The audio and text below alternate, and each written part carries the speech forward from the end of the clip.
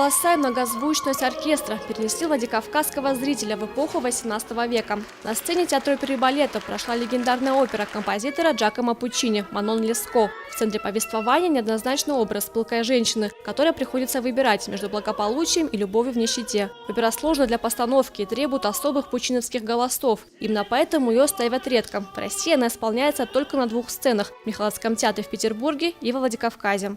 Она настолько трудна для исполнения, что не каждый театр может себе позволить эту роскошь. И первая трудность, что нужны голоса, специальные пучиневские голоса. И несколько лет назад премьера этой оперы осуществилась здесь, и я была этому несказанно рада, потому что театр приложил очень много усилий.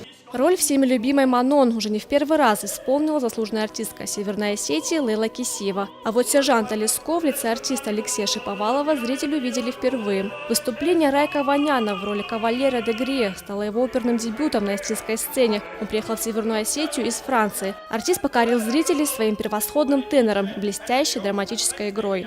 Что хочу сказать, очень трудно технически, но там такая музыка, да. Вы были в зале, да, слушали, наверное, что музыка тебя ведет, это любовь, это трагедия, это история такая трагическая, и в то же время такая музыка, веризм, да, то есть как будто все происходит сейчас. «Моя первая любовь» – именно так назвал свою оперу композитор Джакомо Пуччини. Она считается одной из самых пронзительных баллад о любви. Все партии в ней звучали только на языке оригинала – итальянском. Тома Валева, Тина Тимузашвили, Михаил Безуглов. Осетия ТВ.